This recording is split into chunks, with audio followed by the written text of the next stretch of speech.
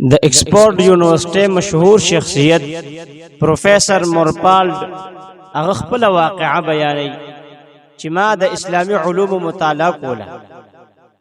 کله چې د روجې باب ته ورسېدم نو زه ډېر حیران شوم چې اسلام مسلمانانو ته څومره بهترینه فارموله ښودلې ده او ومې ویل چې که چېرته اسلام مسلمانانو ته بل اسم نه وي ښودلی، صرف عمدا یوه د روجې فارمولې ورته ښودلې وي، نو بیا به هم د دوی سره د دې نه غټ بل نعمت نه و.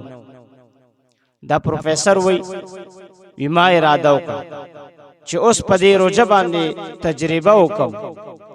زه چونکې د ډېرې زمانې نه د معدې د پړسوب په مرض کې مبتلا وم، نو ما د مسلمانانو په طریقه باندې روجې نیول شروع کړل. یو څو ورځې پس ما محسوسه کړه چې زما د معدې په پړسوب کې کمی راغی. بیا ما نورې روجې ونیو.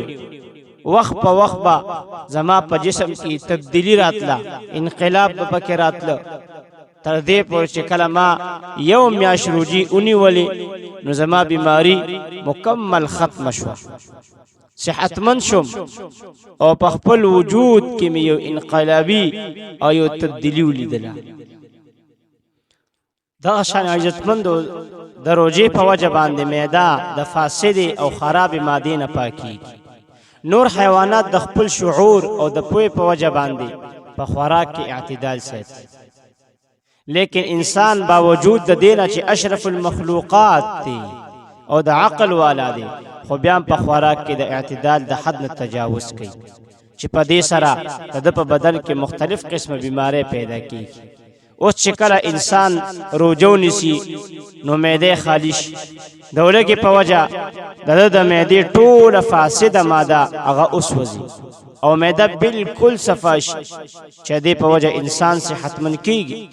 دغه وجه ده چې موجوده ډاکټرانو طبيبانو هم دا اقرار کړی دی چې د ډېرو مرضونو دپاره بهترین علاج عمده اسلامي طریقې سره روجې نیول دي.